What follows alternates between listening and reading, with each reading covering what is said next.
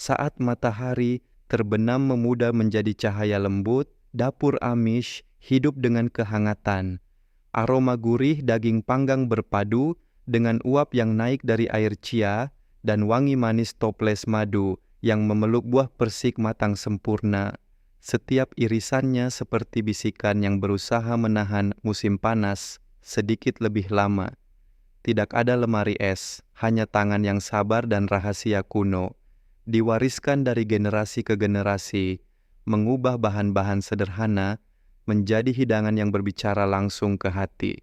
Izinkan saya membawa Anda ke dapur hangat ini dan berbagi 9 tips menarik, kisah-kisah yang lembut dan dalam seperti hembusan angin, mengundang Anda untuk mendekat. Di sini, keajaiban rasa dan tradisi terungkap di setiap momen. 1. Burger, es batu, rahasia kelezatan, juicy angin sepoi-sepoi, menyapu ladang, membawa aroma asap dari api unggun kecil. Seorang lelaki Amish tua duduk di dekatnya, tangan tuanya yang penuh pengalaman dengan hati-hati, membentuk daging sapi giling segar menjadi pati sempurna. Dengan kelembutan seperti menaruh embun di kelopak bunga, ia menekan sebuah es batu kecil ke tengahnya. Saat daging dimasak di atas api, es perlahan meleleh, melepaskan kelembapan sejuk ke setiap serat burger. Hasilnya, pati yang tidak kering, melainkan juicy, empuk, dan kaya dengan cita rasa alami. Hanya satu es batu kecil, dan kau bisa menyimpan seluruh dunia rasa. Keemasan di bawah nyala api, setiap gigitan meledak dengan sari gurih, hadiah sederhana dari tanah, menjadi magis melalui kebijaksanaan sunyi. 2. Cuka dan tetesan daging. Lelaki Amish tua itu memegang sepotong daging sapi, liat dan berurat di tangannya. Ia mencampurkan cuka dengan sedikit tetesan daging sisa dari hidangan sebelumnya, menuangkannya ke dalam mangkuk, lalu dengan lembut merendam daging di dalamnya semalaman. Cuka bekerja seperti angin sejuk, diam-diam mengurai serat otot yang keras. Tetesan daging, kaya dan lembut, membawa rasa manis halus yang meresap ke setiap lapisan. Keesokan paginya, aroma memenuhi dapur, gurih, menggoda, tak tertahankan. Daging yang sebelumnya alot kini meleleh di mulut, selembut sebuah kenangan. Cuka dan tetesan daging, sahabat lama yang tak pernah mengecewakan. 3. Memotong bawang. Seorang nenek Amish memegang bawang emas yang montok di tangannya. Dengan pisau yang bergerak anggun seperti tarian lambat, ia mengiris dari akar hingga ujung, hati-hati menjaga bagian akar tetap utuh. Matanya tetap kering, senyum lembut terukir di bibirnya. Metode sederhana ini, membiarkan akar tetap utuh, membantu menahan senyawa menyengat, mengubah pekerjaan yang biasanya penuh air mata menjadi kegembiraan yang tenang. Memotong dengan cara ini, bisiknya lembut. Aku tersenyum, bukan menghela napas. Bawang tetap renyah, manis alami, tanpa perlu alat canggih. Sebelum mengiris, ia bahkan merendamnya sebentar dalam air dingin, melembutkan ketajaman, seperti pelukan lembut bagi mata. Mat, merendam nasi, butir lembut. Seperti mimpi tangannya yang ramping membiarkan butiran nasi putih jatuh ke dalam mangkuk berisi air sejuk. Ia membiarkannya terendam selama 30 menit, butiran kecil itu beristirahat tenang di bawah permukaan, melunak seperti awan yang melayang. Saat dimasak, nasi itu mengembang dengan indah, empuk, terpisah, dan harum manis, seolah bumi dan langit merangkul setiap butir dengan penuh kasih. Matanya berkilau gembira. Hanya dengan merendam begini, nasi saya jadi lebih enak daripada milik ibu saya. Satu mangkuk air sederhana mengubah segalanya. Setiap butir menjadi mutiara, meleleh lembut di mulut. 5. Menguji telur dengan air. Dengan lembut, ia menaruh telur ke dalam mangkuk berisi air dingin. Telur itu tenggelam dan berbaring rata di dasar. Ia mengangguk dengan senyum hangat dan berkata, segar seperti hari saat diletakkan. Tetapi jika ia mengapung tegak seperti prajurit kecil, tidak bagus, lebih baik untuk kompos.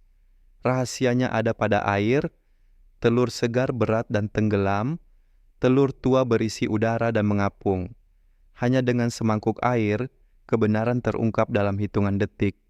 Pecahkan yang segar, dan kuning telurnya bangkit seperti matahari, pagi, kaya, manis, dan penuh kehidupan. 6. Menyangrai rempah untuk ledakan rasa aroma. Hangat mengalir dari dapur saat nenek Amis meletakkan kayu manis dan ketumbar di atas kompor. Tanpa minyak, hanya api kecil. Dalam 2 menit, udara dipenuhi dengan wangi kayanan bumi, seolah ladang bunga liar mengalir masuk ke dapur. Panas lembut membangunkan minyak esensial dalam rempah, memperdalam rasanya. Hanya sangrai ringan dan tiba-tiba masakanku punya jiwa. Saat ditambahkan ke roti atau daging, rempah yang disangrai berpadu indah, menyelimuti setiap gigitan dengan kehangatan. Kuncinya adalah menghangatkan, bukan membakar. Langkah kecil yang membuat setiap hidangan terasa seperti dicintai kembali. 7. Sejumput gula untuk menyeimbangkan tomat saus. Tomat mendidih dengan garang, keasamannya cukup tajam untuk membuat Anda meringis. Ia memegang sejumput kecil gula seperti hujan yang jatuh. Diaduknya perlahan dengan sendok kayu dan rasa asam yang keras mulai melunak, digantikan oleh manis halus, bukan seperti permen, tapi menenangkan, seperti lagu Nina Bobo. Ia berbisik, "Gula adalah sahabat rasa asam." Sedikit mentega menyusul, mungkin juga percikan anggur. Aroma memenuhi dapur seperti bumi dicium langit. Hanya sejumput gula kecil, dan rasa pun berubah. Lebih lembut, lebih penuh, seimbang dengan indah. Entah itu sup, saus, atau chili, kapanpun asam terasa terlalu tajam, gula membawa kembali ketenangan. 8. Madu untuk mengawetkan buah-buah. Matang bercahaya merah di kebun. Seorang ibu Amish muda memegang toples madu emas dan dengan lembut menyusun irisan buah persik ke dalam toples kaca. Madu menyelimuti setiap irisan seperti sinar matahari yang memeluk bunga, menjaganya tetap segar dan penuh rasa selama berbulan-bulan, tanpa perlu lemari es. Saat madu berpadu dengan sari buah persik, ia berubah menjadi sirup harum, kaya dan manis. Madu menyimpan musim panas di dalam hatinya untukku. Buah persik tetap berair, seakan baru saja dipetik. Apel, pir, dan plum juga sama baiknya. Hanya dengan sedikit madu, dan musim panas tak pernah benar-benar pergi. Sibuneng, vodka dalam kulit pai perempuan Amish tua itu, duduk di meja kayu, membuka sebotol vodka tua. Ia meneteskan beberapa tetes ke dalam adonan pai, menguleni dengan lembut untuk menciptakan kulit pai yang berbeda dari biasanya, renyah dan ringan. Vodka menjaga adonan tetap lembut, tidak membangunkan gluten seperti air. Saat dipanggang, vodka menguap, menyisakan kulit yang selembut awan. Hanya sedikit minuman keras, dan pai saya jadi lebih indah dari kehidupan itu sendiri. Oven mulai memanas, aroma manis mengisi udara saat pai berubah keemasan. Satu gigitan, dan bunyi renyah bergema. Setiap lapisan kulit hancur lembut tanpa jejak alkohol. Hanya rasa manis halus, seperti hadiah di penghujung hari. Perempuan Amish tua itu berdiri di dekat kompor, mengangkat sepotong pai yang renyah sempurna, matanya berkilau seperti nyala api kecil. Bahan-bahan menceritakan kisahnya, aku hanya mendengarkan. Es membuat daging tetap juicy, madu menangkap musim panas, dan vodka menciptakan kulit pai yang rapuh. Itu adalah kisah manis yang dibagi antara juru masak dan dapur. Mereka mengubah air, gula, dan kayu menjadi keajaiban, membuat makanan terasa luar biasa lezat. Dapur tak pernah berisik, hanya lembut, mengundang, seperti panggilan untuk melangkah masuk, meraih tangan, dan membiarkan mereka berbagi kisahnya dengan Anda.